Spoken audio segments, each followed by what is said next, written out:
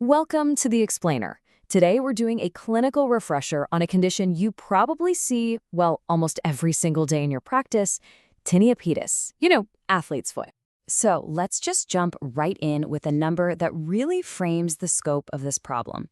Up to 70% of the entire population will get this infection at some point in their lifetime. Think about that. On any given day, a huge chunk of the people walking into your pharmacy are either dealing with it now, have dealt with it, or are gonna deal with it soon. And check out the demographic split here. It's really interesting. Males are about 4 times more likely than females to pick up the infection when they're young. And this isn't just random, right? It points directly to the underlying risk factors that basically create the perfect storm for this fungus to set up shop. Yeah. That high prevalence is driven by a few key things that create the perfect home for dermatophytes like trichophyton rubrum. It's all about the environment. And for us as pharmacists, really getting a handle on these risk factors is the key to giving effective counseling. In your practice, you're going to see this linked to these common risk factors all the time. Think about the patient with diabetes who's asking for foot care advice, or the teenager buying new cleats for soccer. They're all potential candidates. The common thread here is a warm, dark, moist environment, especially the kind you get from occlusive footwear, which is basically rolling out the welcome mat for fungal growth. So a patient comes to you with some kind of foot issue. The crucial thing is knowing how to accurately assess for Tinea Pedis. And that whole process starts with having clear goals in your mind before you even think about which product to grab off the shelf. These 4 goals right here, they should guide your entire consultation. It's not just about making the itch go away. Nope. It's about completely wiping out the fungus, making darn sure it doesn't come back, and stopping that patient from spreading it to their family or even other parts of their own body. Now, Tinea Pedis isn't just one thing. It actually has 4 main clinical presentations you're going to run into. The most common one is the chronic interdigital type. That's the one with fissures and scaling, usually between the 4th and 5th toes. Then you've got the moccasin type, which presents with this diffuse scaling all over the soles. You might also see the vesicular type, which has little blisters, or the more severe one, the acute ulcerative type, with these macerated, weepy lesions on the sole.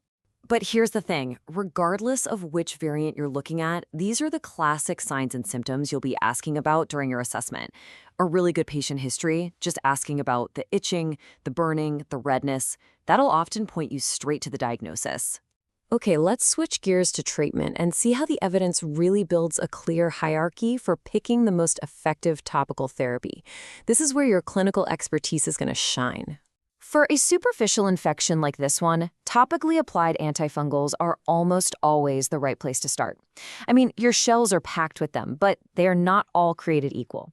The 2 major classes we rely on are the allolamines, like terbinafine, and the azoles, like clotrimazole and micazole. Now, this right here is a crucial clinical pearl. The evidence strongly supports allylamines over azoles. A 67% relative risk reduction in treatment failure. That is a massive difference. This isn't just some minor preference. This is a significant, evidence-based reason to recommend an allylamine like terbinafine as your go-to, first-line choice for most patients. And here is a critical warning, straight from the source material, that every single one of us should pay attention to. It might seem like a good idea to use a steroid to calm down the inflammation and itching, but the evidence is crystal clear. These combo products are less effective, they're more expensive, and the steroid can actually suppress the local immune response, which could make the fungal infection even worse. So, while topicals are the go-to, you've got to remember that oral agents like terbinafine or fluconazole have their place. These are basically your red flags for a referral. If the infection is widespread, if it's resistant to topicals, or if it has invaded the toenails, it's time for that patient to see a physician for potential oral therapy. And that should always be preceded by a confirmed diagnosis. Okay, so you made the recommendation. Your job isn't done.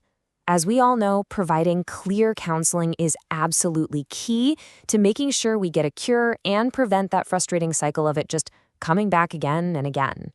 These 4 steps are so simple. They're actionable guidelines you can give to any patient. They get right to the root cause, that warm, moist environment. So you want to emphasize drying really well between the toes, choosing the right socks, and protecting their feet in places like locker rooms. It's all about breaking that chain of infection. So the most crucial point to emphasize is adherence. I mean, how many times have you had a patient stop treatment the second the itching gets a little better? You have to stress finishing the full course to really eradicate the fungus. And that tip about drying feet last, that's a great one. It helps prevent auto-inoculation, transferring the fungus from the feet to the towel and then to other parts of the body. And that leaves us with a final thought. With so many people affected and with the potential for complications like secondary bacterial infections, what more can we do in our practice to proactively address this super common but consequential condition? It's definitely a challenge worth thinking about on your next shift.